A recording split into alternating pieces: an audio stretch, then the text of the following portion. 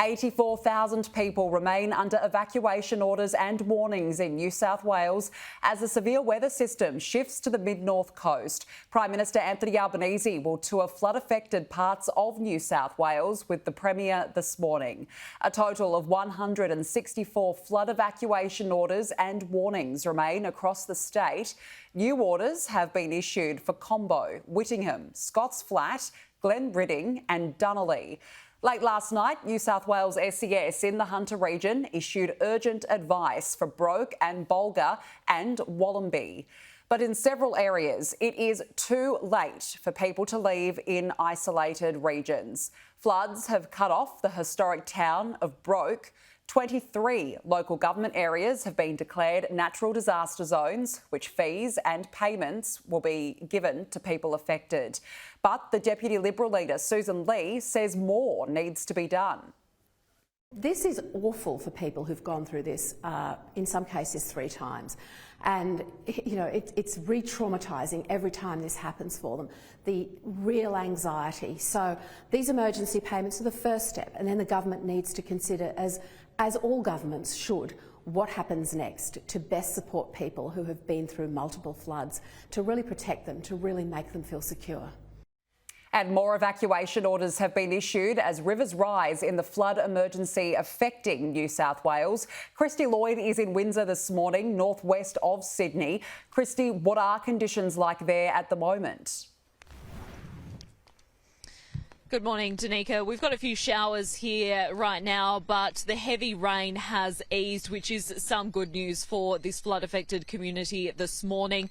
And the Windsor Bridge, which is just behind me, is still well and truly under, although the river levels are starting to recede. For the greater Hawkesbury and Nepean Valley region, this is now the worst flooding disaster since 1978. For some areas, though, downstream of Windsor, such as Sackville and Lower Portland, this is the worst flooding disaster they've seen since 1964. So this is a significant flood event impacting the greater Sydney and Hawkesbury Nepean region. Now, the river behind me, the Hawkesbury River here at Windsor, is flowing much slower compared to what it has been in the last couple of days. So it is quite a bit calmer, but it is going to take quite some time for these river levels to drop. In the southwestern suburbs of Sydney, areas that have been impacted by major flooding as well, the SES has advised that some residents may be allowed to return cautiously to their homes throughout the day once they conduct assessments. And we heard from the SES that they have received just over 1,200 requests for assistance in the past 24 hours. 55 of those requests were for flood rescues and for people driving through floodwaters and not heeding those warnings. Of course, the advice is if it's flooded, forget it, never travel through floodwaters. The New South Wales SES has also been conducting food drops for residents who remain cut off and communities that are currently cut off by these floodwaters. There's a number of road closures as a result of not just floodwaters, but also trees that have come down and a number of landslips, particularly around the mountains region. We did hear from the New South Wales SES a little bit earlier, and they've said that their focus now is starting to shift north. This threat is not over, it's far from over. Even in Sydney, where we've got the Hawkesbury and Nepean flooding, that river is going to stay high for quite some time. So we're going to see major and moderate flooding in some of those areas through to the end of the week, into the weekend, and in some areas into early next week.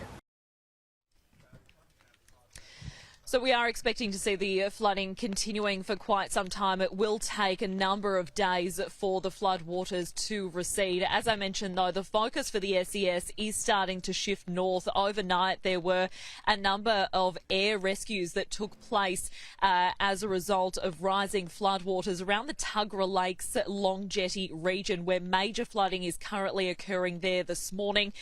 The SES were door knocking last night, ordering residents to leave or face being cut off.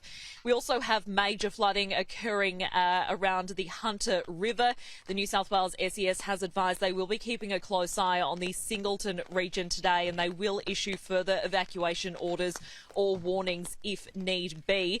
We also have the threat of heavy rain today around the mid-north coast of New South Wales. Flash flooding is likely to be the main risk there for places such as Coffs Harbour and Port Macquarie, but we could see river level rises there as well, potentially minor to moderate flooding across that region. And although there's no warning for damaging wind gusts, strong and gusty winds are still likely across that region, and with a saturated ground at the moment, it is likely we could see further trees coming down and power outages can't be ruled out as well. Now, for the 23 local government areas that have been declared natural disaster zones, there will be a $1,000 payment made available tomorrow. We did hear a little bit earlier from the Australian Prime Minister Anthony Albanese. I can say that the Australian government has made a decision already that the disaster recovery payment will be available from tomorrow. That will be $1,000 for every eligible adult who's been impacted here. $400 for every child will be available across the 23 local government areas that have been impacted so far. That disaster payment will be of some help, but these residents in these communities face a long, lengthy recovery to return to normal, and many of them were still recovering from the last floods here in Windsor. This is the third time that we've seen major flooding this year, so these residents once again face a lengthy recovery, unfortunately.